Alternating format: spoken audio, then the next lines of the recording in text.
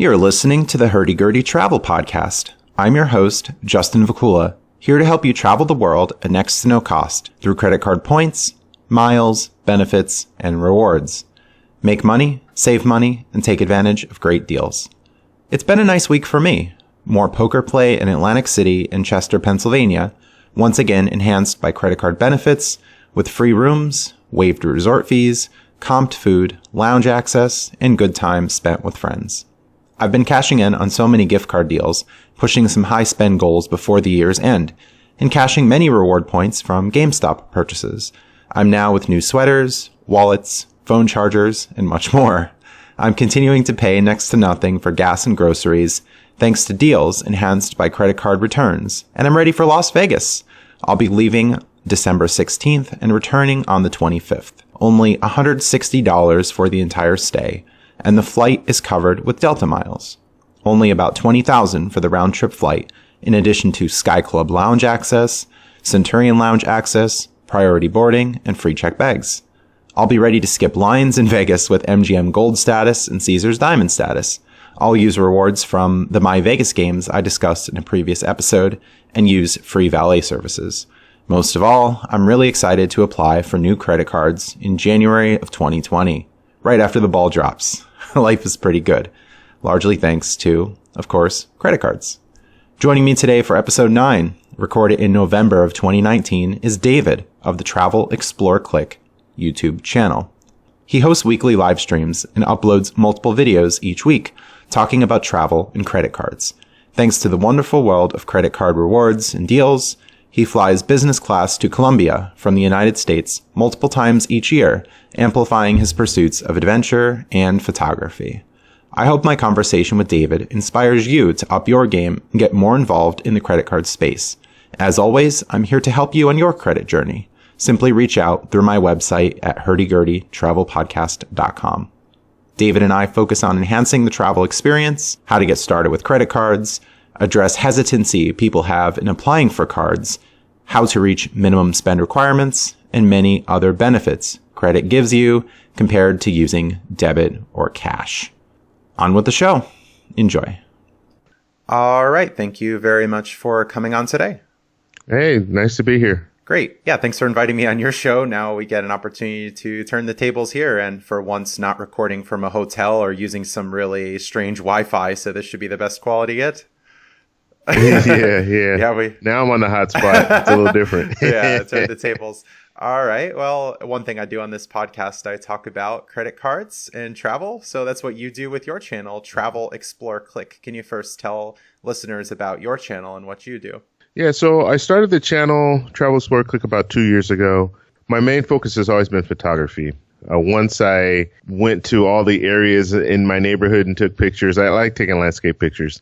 Then I started to kind of move away and try to go on day trips. And so I started doing day trips, taking pictures.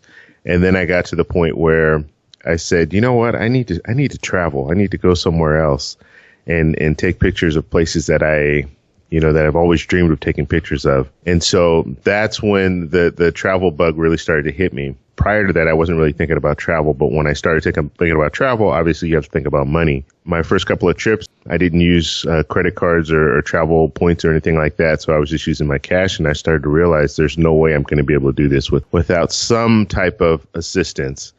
And so I started to look into travel points and miles. And the first website that I was looking at was the Points Guy. So I started looking at his website, and he also had some videos on YouTube. Started to get some real good information from that blog. And then from there, I jumped into it on my own and for myself and started looking at travel credit cards. And I picked up a couple of credit cards. And then at that point, once I picked up a couple of credit cards and I went on my first trip, I said, I have to share this with other people. And I'd been sharing it with my friends already, but I wanted to share it with more people. And I had a channel already. So I already had a YouTube channel. It was a strictly photography channel. Once I wanted to share the whole travel aspect and how I'm using points and traveling the world, that's when I decided to change the name from just my name, photography, to TravelExploreClick. And so so it's Travel, Explore, and then that click at the end is the photography aspect. So that's how I got my channel going, and the reason why I wanted to share, because I think the whole travel points and miles can relate to all of us, right? Photography might not relate to everyone, but that whole travel points can relate to everyone. And so that's why I was like, yeah, you know what? I want to change the name of the channel and push this out to everyone. So it's not just about photography. And that's why I don't talk that much about photography on my channel. I talk more about the travel aspect, using points to do that. Yeah, it's a really magical thing. We're talking about sign-up bonuses giving us 50,000, 60,000 points or miles and just fully funding round-trip flights. Maybe we have to pay $11 in taxes here and there, but otherwise the flights are covered. We're using points also for hotel stays, whereas normally, yeah, you're right, this stuff can be really, really expensive. So it's totally in reach signing up for credit cards. Yeah. And what does the process look like for you? You get a new card, you put some charges on it, and sign up for others after that. Yeah, so generally, and I'll just start from the beginning when I first got the first credit card that I got, because I made some mistakes, and maybe I can put that out there to help some others. But first card that I got was the Citi Premier card. And it was a 50,000 sign-up bonus with that card. Generally, the way it works is you get the travel credit card, and they're going to tell you, okay, you need to spend $3,000 within the first 3 months. And 3,000, 4,000 could be a different amount, but you need to spend this within the first 3 months. If you spend it within the first 3 months, then we will give you a sign-up bonus. And usually that sign-up bonus is around 50,000. It depends on the card, but I'd say on average, 40 to 50,000 is usually what you're going to get. The first card that I got, that Premier card, I went ahead, hit the sign up bonus. Now, it's important to know when you're getting these credit cards and you're trying to reach these sign up bonuses, make sure it's a sign up bonus that you can attain on a normal spending habits. I never recommend people to overspend or spend more than what they normally do. Because you don't want to go into debt, for one, and you want to pay that credit card off every month. You never want to carry interest on that card, or you never want to carry a balance on that card because you never want to pay interest on the credit card. And if you get to that point where you're paying interest, that's when you're just giving these points and sign-up bonuses and all the stuff that you're earning, you're giving that all back. Right. So make sure it's attainable. Make sure the credit card sign-up bonuses are attainable for you to get. The means to get the sign-up bonus are attainable to get. So if it's $3,000, make sure you can spend $3,000 in 3 months. I would recommend waiting a couple months just to kind of see how your spending habits are. And we're not talking about rent. Although you can use those aspects. Oh yeah.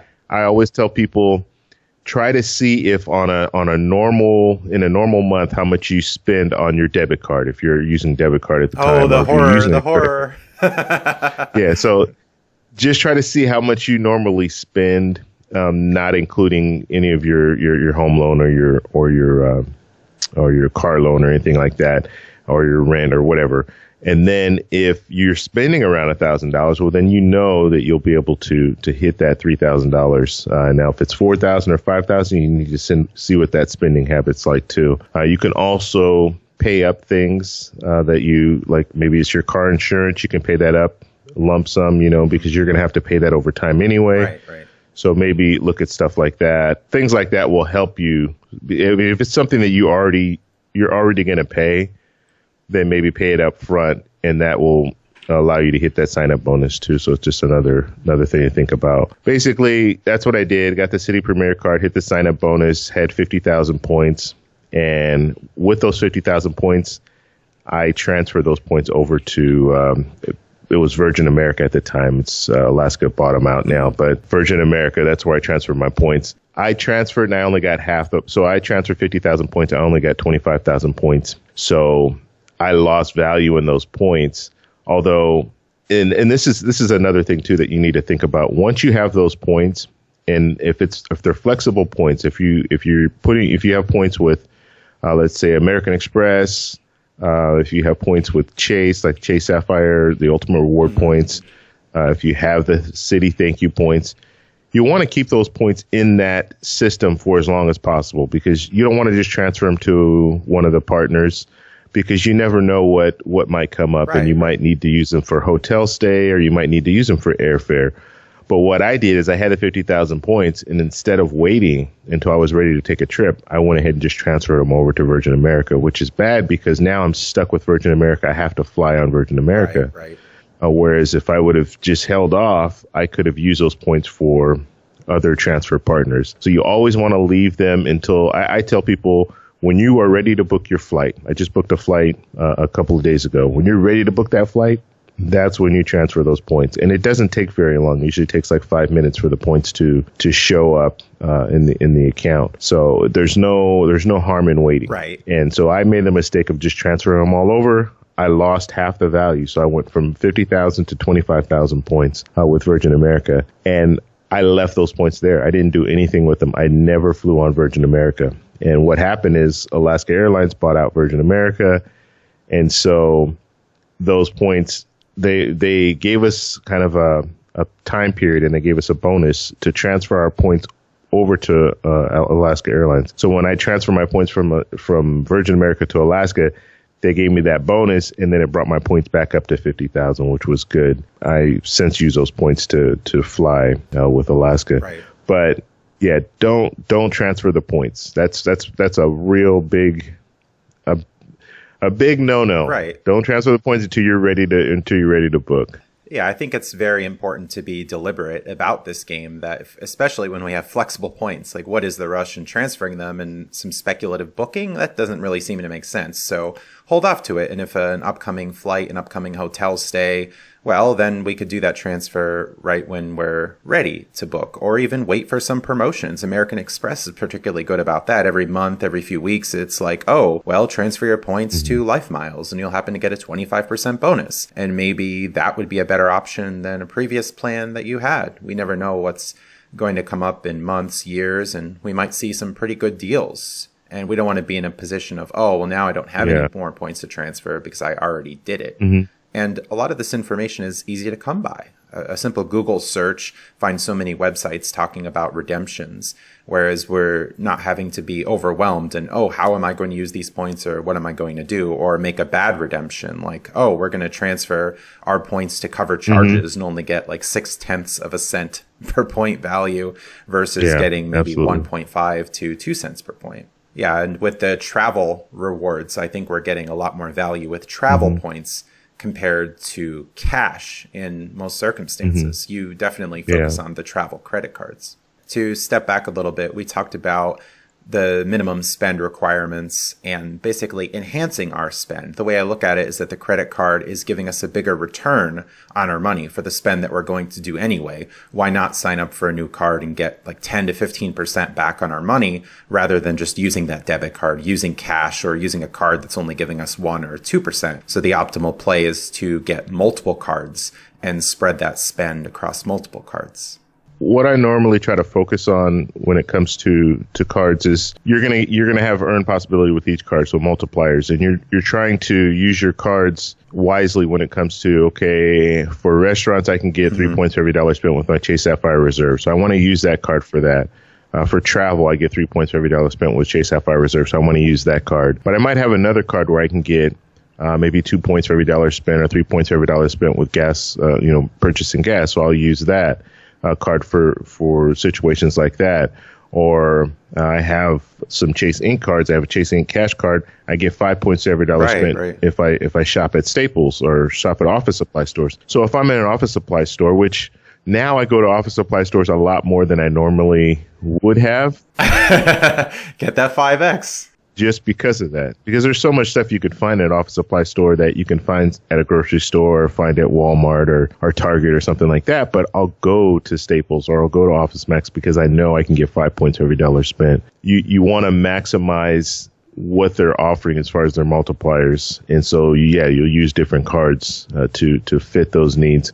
Also with like the Chase Ink cards, I get 5 points for every dollar spent for my cable, for my internet, for my cell phone. So I'm using that card, I have the Chase Ink Business Plus card plus the Chase Ink Cash card, both of those cards. Oh, lucky you. The older card, yeah. Yeah, I have the older one, the older Chase Ink Plus card, but even the Chase Ink, the Cash card, they give you 5 points for every dollar spent for those categories. So yeah, it makes sense. You have to pay that every month anyway. So it makes sense to go ahead and use that card to get those 5 points for every dollar spent. Yeah, it's just you do have to think a little bit when it comes to, okay, which card am I using? Which card am I using in different situations? But it usually, like now, I know already what card I'm going to use. Second nature. Yeah. So, and then if you are hitting sign up bonuses, I know your strategy is you like to continue to get cards on down the road. So if you get a card, you hit a sign up bonus, then get another card, hit the sign up bonus, and just keep that going. I'm a little more conservative when it comes down to it, and I like to get cards that I know I'm going to have over time. I'm not interested in canceling cards or downgrading cards. I'm more into, I want to get a card that I know I can use for long term. So like I have the Chase Sapphire Reserve card. It's a great card, has great multipliers. I can use that card. I know I'll still have that card years down the road. Unless they do something really drastic. I know they're talking about raising the annual fee, but I can't see them doing that without giving us something. So I think it could still be profitable for me, even if they raise the annual fee to $550. I still think it'll be fine as long as I'm using that card on a regular basis. Now, if I have a lot of cards, because there you could come to a point where you have so many cards, you can't possibly use all the different cards. And if you do use all the different cards, you're splitting all those points up to all these different ecosystems. So it might not make sense in one aspect to just have a bunch of cards and not just focus on some key cards that can earn you. Because the way I look at my travel patterns right now, I'm traveling 3 to 4 times per year, and I'm fine with the amount of points that I'm getting. So I don't have to continue to push to get more and more cards. Plus, I always like to have available 524 slots. Just in case something, just in case something jumps up, comes out and it's like, oh wow, I have to get this card. Just like when the Chase Sapphire Reserve came out, everybody wanted to jump on that card. 524 wasn't really a thing back then, but let's say Chase does something else, like American Express right now, they're talking about having a card in between the American Express Platinum and the Black card. Right. So Optio. Yeah. So if they bring up something that's just something that you want to jump on, like when the Chase Sapphire Reserve came out, it was 100,000 sign up bonus, and a lot of people jumped on that mainly because of that sign up bonus. So if they do have something else that comes up, you always want to be in a position to be able to jump on the next card if it's something that you want to get. And the other American Express, they have their rules. Barclay has rules. Citi, I'm not too sure about what Citi does as far as their rules, but yeah, they all have different rules, and so you want to make sure you have a little bit of space to grow, I guess you could say. Right. It can be a little intimidating for beginners. I'm here offering some help, some consultation for people just starting out. And a lot of what I tell people is just start with one card, a modest spend goal, a card with an annual fee that's not too big. See how it goes. And then once you're finished with the first one, see if you're ready to sign up for a second. I particularly think the Chase Sapphire Preferred is a very good starter card where you're getting the 60,000 points. You're getting some of the categories the Chase offers. You're able to transfer your points to Hyatt, to airlines, or use the portal. And even with the $95, $99 annual fee, you're still way up in year one. Some people intimidated by these annual fees, but I see them as a great investment. I'm making this upfront payment, this small payment, and then getting a big return because I anticipate to use those points to travel. Yeah, absolutely. And the Chase Sapphire Preferred is a great card to consider because of the flexible points. But you can also look like some people are intimidated too, especially when you're first starting out. I know I was, as far as, okay, I have flexible points, but how do I do the transfers and who do I transfer to? And sometimes when you give people too many options, they freeze up and they don't do anything, right? So other things to think about if you're just starting out with getting credit cards, travel credit cards, look at maybe an airline branded credit card or a hotel branded credit card. Hotel branded credit cards are really good because usually they'll give you, if they have an annual fee, usually they're going to give you a free night. And I think most of us can benefit from a free night away, and most of us will at least stay in one hotel, a hotel room once per year. So just getting one of those cards, you don't really have to think too much about how to transfer points because you're not transferring any points. You're going to get a free night, and all you need to do is book it, and you'll have it available for you. So there's not anything extra that you have to do other than just book your hotel stay. But then you can still earn the sign-up bonus and everything and use those points for additional nights. But yeah, I think I'm with you when it comes to just start off slow. Get one card, see how it works. I had to change the way that I do transactions just because I was always using my debit card before. And so I had to change to using a credit card, and then I had to condition myself to look at my statements all the time to make sure I'm not overspending. And then I had to do that extra step of paying my credit card off, whereas before, if you use your debit card, it's coming right out of your bank account. I like it now, but when I first started out, it was a little nerve-wracking because you get to that point where you're like, am I spending too much? I don't know. It seems easier for me to do it the way that I'm doing now, where I use just so you know, I use my credit cards for all of my purchases. The only thing that, as far as like the only thing, like I say, your rent or your mortgage and your auto loans, those are the only things that I'm paying. I'm not using my credit cards to pay. Now you can to hit sign up bonuses. You can do that. You can use plastic. You can use these different. Yeah, plastic is wonderful. These different options. I would recommend doing that to hit a sign up bonus. But over the long haul, like just using it to make those payments, I'm not really a big fan of that because you are paying a percentage to plastic in order to use their service. So sign-up bonuses, I think, is good. But other than that, you might want to just stick with just paying it off the normal way. Not using your credit cards for things like that. Yeah, so you have to condition yourself. So I think getting one card is a lot easier. And when I got my first card, I still used my debit card. So I hit the sign up bonus with the credit card, and I was still using my debit card more than I was using my credit card because I was still afraid of just having at the end of the month looking and seeing that I owe all this and I can't pay it all off because you never want to carry that. You never want to carry anything over. So I was still afraid of doing that. So it took me a little while to kind of see how my spending habits were until I was comfortable not using my debit card at all and only using my credit card. Since then, I've never had an issue with overspending or anything like that. As a matter of fact, I'm more in tune to my spending now than I was before when I had my debit card, because when I was using a debit card, I didn't think about it. And I would check my bank account every once in a while and say, okay, yeah, I have money in there. But now I'm more in tune where, I'm always thinking, okay, I need to buy this, this, and this. How much money do I have on my bank account? And it because I don't want to go over. You know what I mean?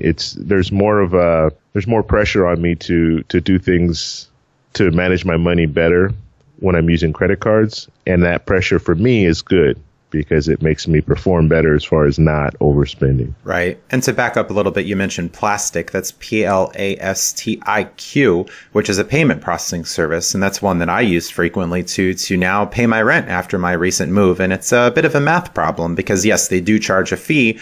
But now that I'm in their system, I get promotional emails where it's like, oh, well, this month, only a 1.5% fee. So a very easy win is using my Citi Double Cash card where I get 2% cash back, or I get points that I can transfer to another card. So if I'm paying a 1.5% fee and getting 2% back, then I'm actually saving money on my rent using a credit card. Yeah, that is true. Yeah, which is very, very worth it. Or referrals that give you what are called fee-free dollars. So there are a lot of ways to save money on that. And yes, it's important to be very careful of our spending, and the credit cards are giving us additional protections. I've heard so many horror stories from people. Oh, I lost my debit card. Someone used it, or I saw this charge and now my bank account is overdrafted and now I'm responsible for these $500 in charges to my account. But with credit cards, we don't have to face that issue. Yeah, absolutely. Yeah, you do get the protections. You get the travel protections too. I mean, there's just so many different things, so many different benefits that you get that you can get from credit cards that it's amazing. It's kind of, for me, it's a whole new world when it comes to like spending. Now there's just there are these different things that I would be like, no, there's no way. Good examples. I bought a computer earlier this year, and a laptop computer, and I cracked the screen on it. It's probably I had the computer for about 3 months. Cracked the screen on it, and once you and it was one of those deals where I just picked the computer up by the screen. And smaller computers are fine. You can do that. This is a bigger computer. So when I picked it up, I just heard a crack, and then the screen just went black. And so 3 months after I bought it, this is my, something that I did on my own. It wasn't like a manufacturer default or some kind of defective laptop or anything like that. So now I'm stuck, right? And I'm thinking, wow, what do I do? Like, I need to buy another computer now. And in the old days, that would have been the only option that I had. But since I used a credit card to make the purchase, I have 120 days where they give you purchase protection as far as lost, damage, or stolen. And so I called them up, and this was with my World of Hyatt card. So I called them up, let them know what my situation was. They said, okay, go ahead and get an estimate and send us all that information, and then we'll take a look at it. And so sure enough, I sent them all the information. It was going to cost $200 to get it fixed. So I went ahead and got it fixed because I needed the computer right away. So I went ahead and got it fixed, sent them all the information. It took them like 5 days. They responded to me and gave me the credit. So it's one of those deals where these are things that I would have, I would have just took it up as a loss, right, in the past. But now you have these different little protections that you can use, and it just makes sense to you. Like any large purchase, and I tell people this now, always have money in the bank. So if you need to make a large purchase, and this is another strategy too, if you're trying to hit sign up bonuses, always have the money in the bank. But let's say you're going to need to make a large purchase. You need to buy new tires for your car, or a computer, or a camera, or any things like that. You need to purchase those things. That's a good time to get one of these travel credit cards, because now you already have the money in the bank, and you're just waiting to make this purchase. Use that credit card to make the purchase. You're going to get the purchase protection. Plus, you're going to be working towards a sign-up bonus. That's another time where you need to think, okay, yeah, this is a good time to get a credit card. Absolutely. And changing our spending patterns. You mentioned the 5 times points at office supply stores. There are a lot of good opportunities to go to Staples and even buy gift cards there, even for Amazon. A lot of people really don't think about that. But if it's an office supply category, it doesn't matter what you're buying. It's the place. And the same thing with groceries, too. A lot of cards giving the 4 times points, right? But we're not just getting the cards for the categories. We're thinking about the total value that the card is going to generate, especially in year 1, because the category spend really isn't going to make that much of a difference. But when you have the sign-up bonus, you have the benefits, you have statuses that you can get, the purchase protection, and so much more, it really pays off. Yeah, and then that's another thing, too. That's a good point that you brought up as far as gift cards. You can get gift cards at office supply stores. You can also they have like Chase and American Express. I think Citi has it as well, but they have these shopping portals. So if you shop online a lot, you can use these shopping portals. And basically the way it works is there's a section where I can go to shopping. I just click on that section. It will open up all the stores that are participating in the shopping portal. And they might have, I'll just give you an example. Let's say it's Home Depot, and they're giving you 3 points for every dollar spent online at Home Depot. Well, you can just click on that link. It will take you to the regular Home Depot site, but there's some information up there that will allow them to know that you're coming from your Chase account. Right. It's like an affiliate site. Exactly. And then you make that purchase. And then when you make the purchase, you're going to get an additional 3 points for every dollar spent. So it just makes sense. And what I do a lot, and I do this with Staples, I will get on the Staples website through Chase and use the portal, make my purchase, and then just have it for pickup. So an hour later, I can go ahead and pick it up, and I'm getting additional points on top of the 5 points that I get for every dollar spent. So and saving time in the store too. Saving time in the store. Yeah. The stuff is ready for you, and they're really good. I like using Best Buy, and I like using Staples because they're really good when it comes to the stuff is just right there. You walk in, you go right to the counter, all your stuff's there waiting for you, and then you're on your way. So just different ways. I think the shopping portals are really underused by a lot of people because we just don't think about it, right? Like if I'm going to go to Staples, I'm just going to go there. I'm not thinking about, you know what, I can order now and then just go pick it up. Yeah. And it's a lot more convenient. I'm not big on shopping, especially if it's stuff that the only things I like to shop for are things that I'm not familiar with and I want to actually see what it looks like and, you know, hands-on kind of demonstration. But for most purposes, I'm good with, if I know what it is already, then I'm good with just purchasing it online.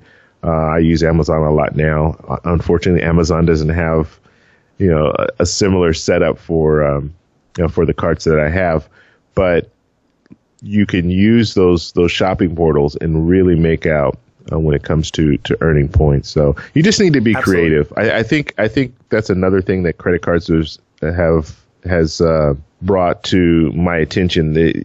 There's so many different creative ways to earn points. And so you just need to kind of think about, okay, how can I do this? And like you said, the gift cards is one way that you can be creative and earn more points and then use those gift cards to make other purchases. So there's so much out there and not a lot of people are using these points. And I guess it's good because it means more points for me. Yeah. But I tell my friends and my family all the time, I'm able to do things now that I couldn't imagine doing in the past as far as travel. Yeah, just through simple steps. I mean, I hear from some people, oh, that sounds like a lot of work. It sounds like a lot of effort, but I don't think that's the case. And the return on my time, the return on what I'm doing, I think is really tremendous. You know, just 2 sign-up bonuses got me to Athens, Greece. It would have been a $1,500 flight. The hotel could have cost like $800 to $1,000 and all these other things. We go to airports, we go in lounges, we eat for free. No more PF Chang's, unfortunately for you. Rest in peace, PF Chang. Right, but so many benefits, and when you get to stack all of these things, it's really nice. And the deals end is really interesting. I do a lot with local grocery store chains where they give you like 6 times points if you're to make certain purchases, and I get to use those for groceries and gas. And I'm looking at it as like infinite free gas and groceries for life if the promotions keep coming up. Of course, lots of happy moments and good opportunities. That's for sure. Yeah, there's just so much, and it's hard. Like when I talk with my friends, usually they don't get it until they travel with me, and then they understand. Like, wow, okay, yeah, I've never traveled like this before, but now we're sitting in a lounge and there's free food, free alcohol, and I mean it's a whole different experience. And there's like back in the day, I knew these things existed as far as lounges and flying business class and flying first class. Obviously, you know that exists, but how do you get to that point? And I used to just think all the time, well, these are just rich people and they just have money to throw away. That's why they can fly business class or first class. But if you use points, you could fly business class, first class too. And you're not changing. Like you mentioned about people think, oh, it's a hassle or it's too much work and stuff like that. It's really not. It really, I mean, it might sound, you might have to do a little bit of research to find out what's a good travel credit card to get. But once you get it down to your spending, you're going to, you're spending money anyway. It's just which card am I using? Am I using the debit card or am I using my credit card? And then that one extra step of, okay, every month I need to pay my card off. So I have to go over to my Chase account or go over to whatever a credit card account you have and then make that payment.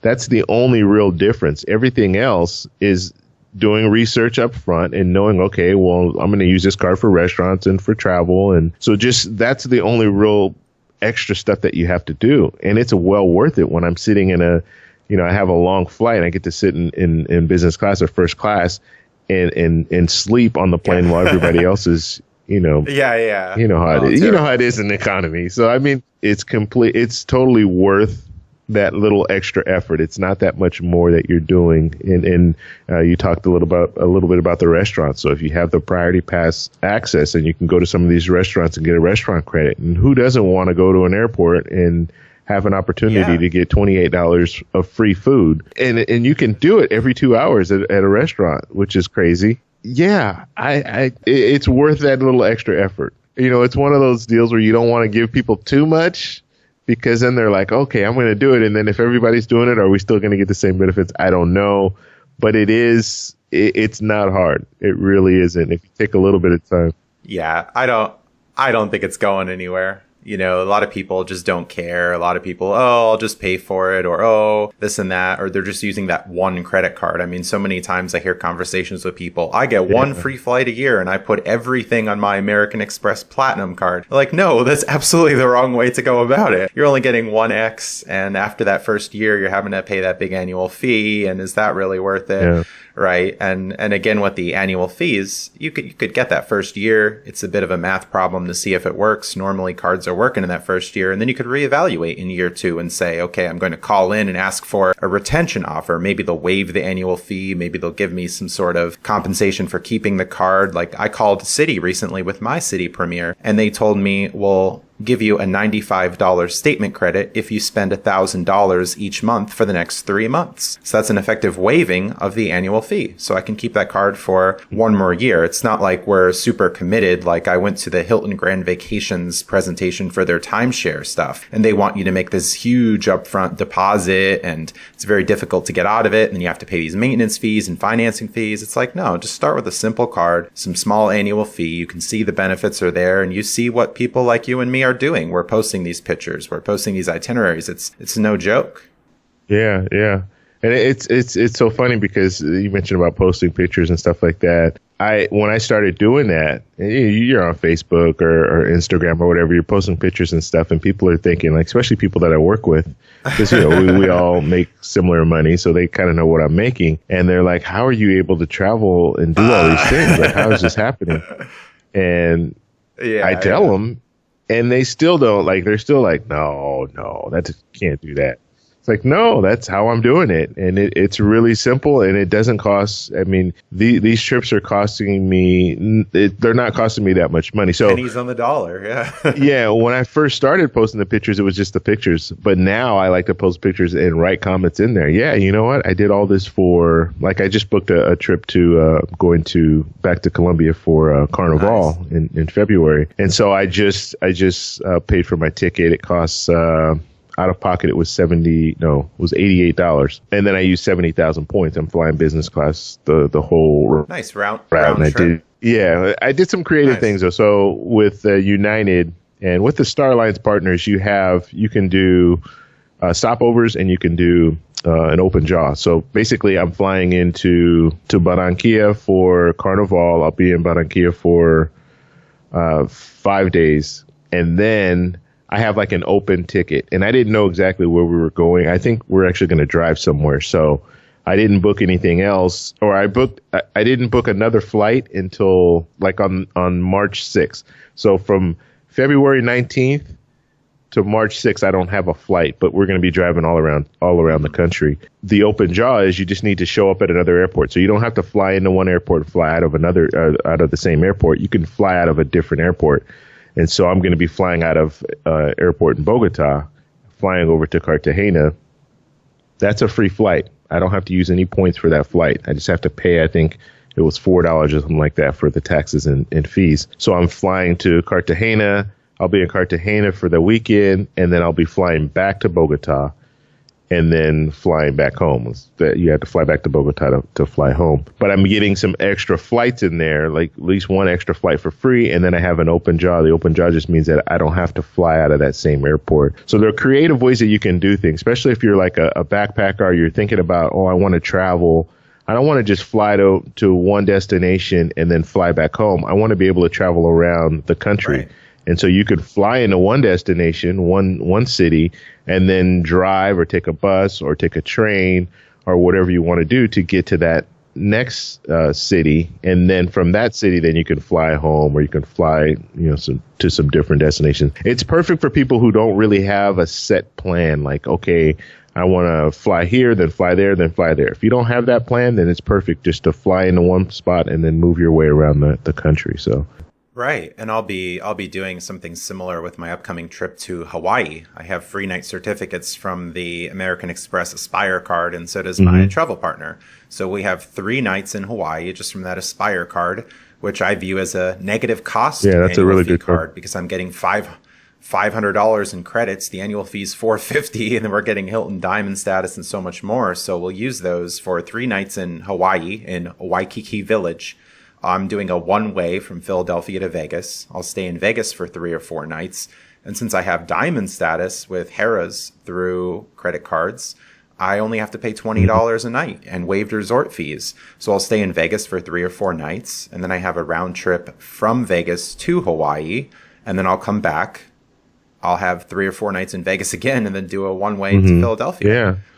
Yeah, it works out. I mean, it's just, there's so, and that's what you start to learn, how to be creative when it comes to travel, using points. I mean, I've been able to do some things that, and even change your flight. Like, I was able to change my flight on my last trip. I didn't even know it was possible. And you always hear about, like, oh, if you change your flight, they're going to charge you this fee and all this. And well, not always. I was in Bogota for planning to be there for 4 days, but met up with some friends there. We were having a good time. They wanted to take me out to some different areas that were a little further away. So I said, you know what, I want to stay an extra 3 days. Sure enough, got on United's website just to see if it was possible to do the transfer, because I was using points to book everything. So I just wanted to change it from Thursday to, I'm just giving an example. I think it was from a Tuesday, leaving on a Tuesday, to leaving on a Thursday, or leaving on a Friday. I was able to do it. Just get on there, make the change. It was 0 points. I didn't have to use any points for this flight because I didn't, it was my stopover flight. And so I just made the change and I was on my way. So it's just, there's so many different things you can do and use points for. It's amazing. And then the upgrades, it's just, like you were talking about diamond status. A lot of these credit cards, you get status with them. You may not get diamond status. The Aspire card is unique in that, but you might get some status with these different hotel chains, and so that will allow you to get upgrades and things like that you wouldn't normally get if you're just. I was going on the third-party sites, Hotels.com and Expedia and all these different sites, and just booking my stuff there. You're missing out on things because if you're booking direct with them, if you have a relationship with them, you have some type of status with them, then usually they will try to accommodate you and give you these upgrades.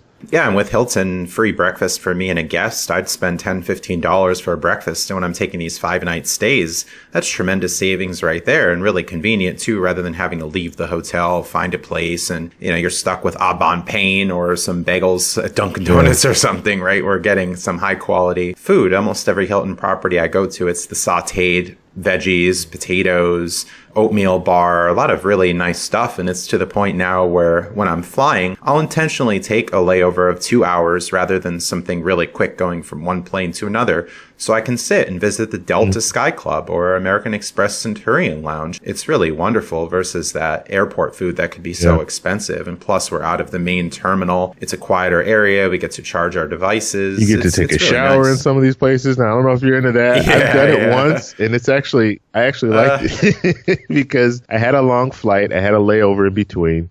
And so I was able to use the showers. And they don't all have showers. Not all lounges have showers, but I was able to use a shower, and, it was a good deal. But yeah, there's just so many different little, I won't even call them hidden benefits, but just benefits that are there for you. So it's cool. And you even get the priority boarding and the free check bags with your United card and your United flights, of course. And that's really cool. You just get to skip the lines and go in. And I love skipping lines. Say like, oh, here's this other thing, especially in Vegas when I go to the casinos with the diamond status.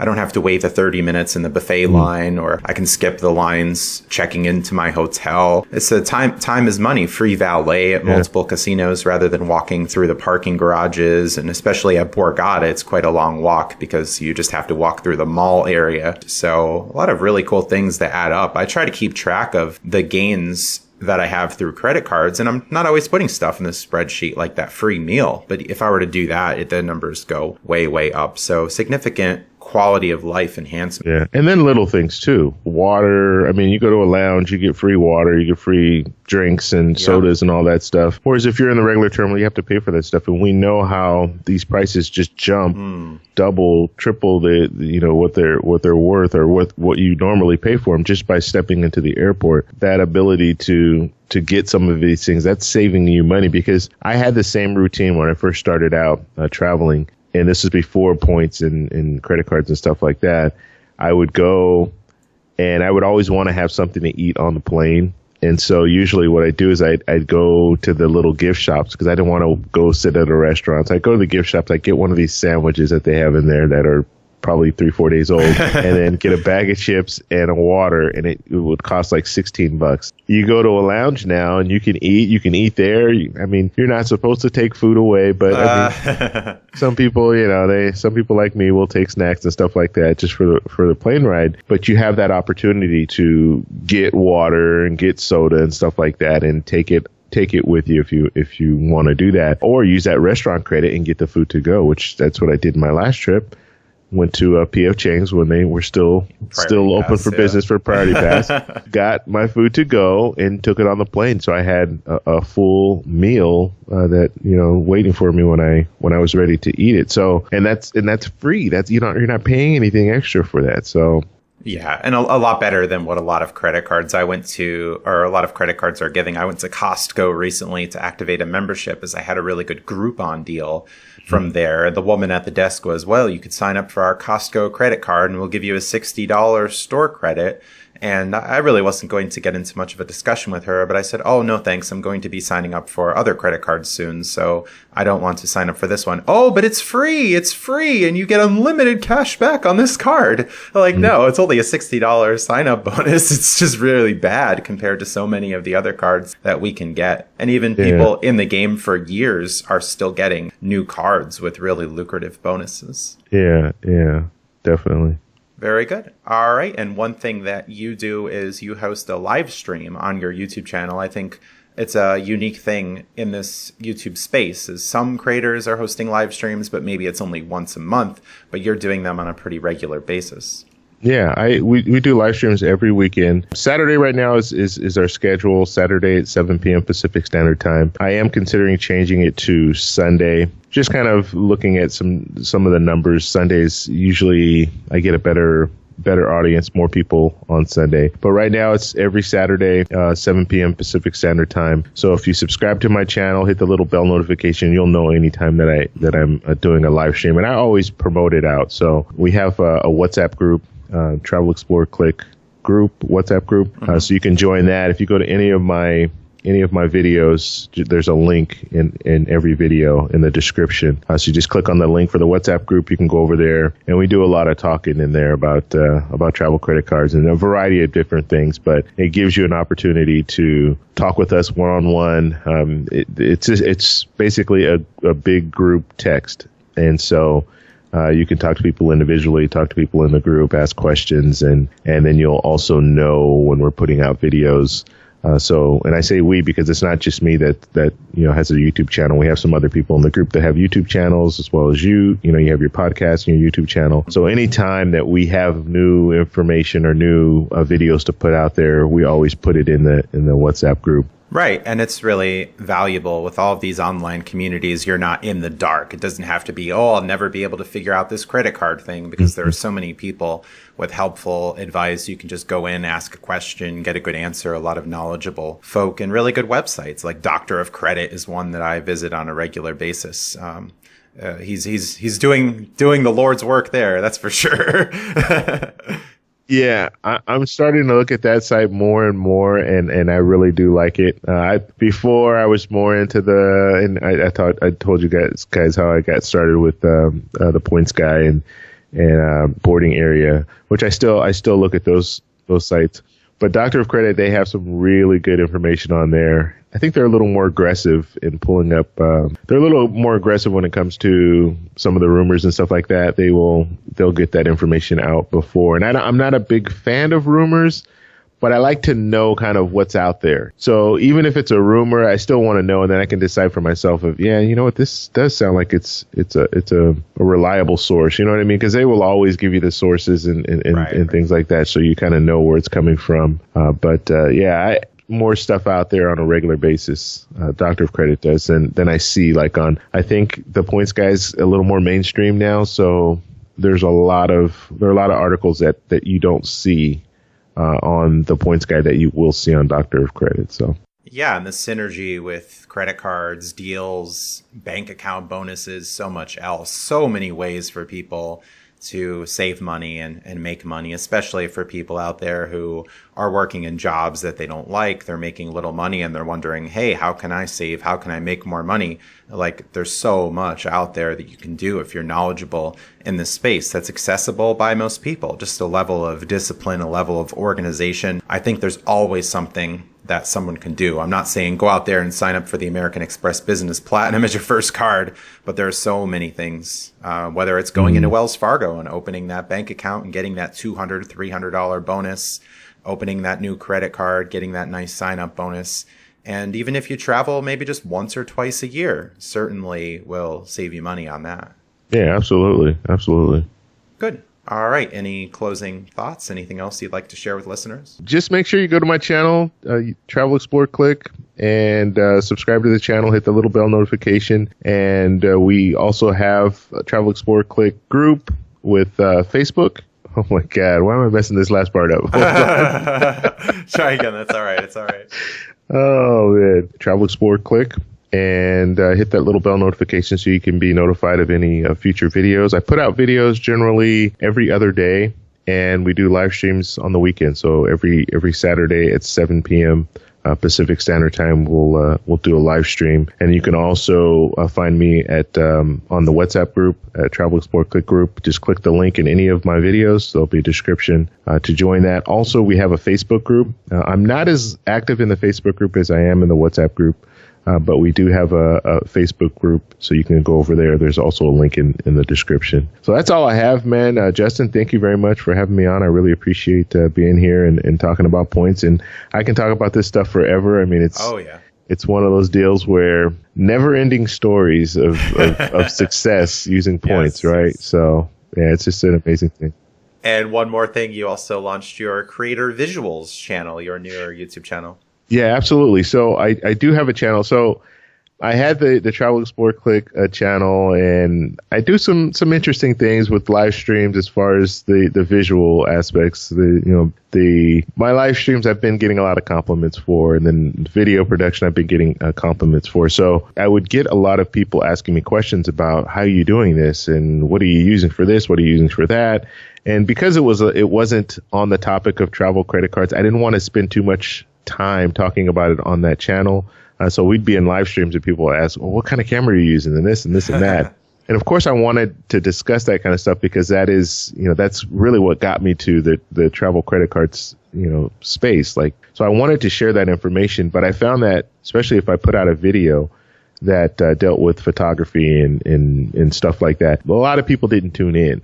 And so I said, you know what, I want to make a separate channel. That way I can explain all this stuff to the viewers who are interested in this type of material. And so, yeah, I launched that channel last month, and I'm putting out videos. So I'll be putting out videos. So if you're interested in starting a YouTube channel, doing live streams, all that stuff we talk about there. So we're going to talk about lighting, audio, the visual stuff, what cameras to get, all that kind of stuff.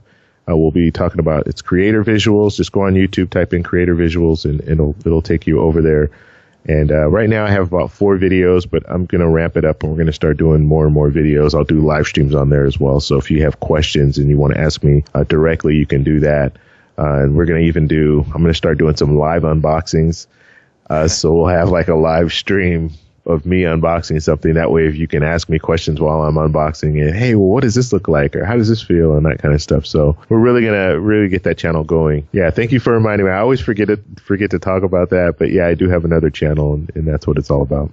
All right, very good. May the success of credit cards continue. Yeah, absolutely. Thanks for listening, and stay tuned for more content. Visit my website at hurdygurdytravelpodcast.com, where you can read episode transcripts, complete a free credit card questionnaire to receive tailored recommendations, view helpful resources, listen to past episodes, and contact me. Support my work through Patreon, PayPal, the Cash App, and referral links by visiting the Donate tab on my website. Subscribe on YouTube, like on Facebook, follow on Twitter, and follow on Instagram, searching for me, Justin Vacula, and Hurdy Gurdy Travel Podcast. Visit my other podcast at stoicsolutionspodcast.com, where you can find practical wisdom for everyday life inspired by the ancient philosophers of Greece and Rome. Thanks to generous patrons and fans of this podcast who help support my work. Have a great day.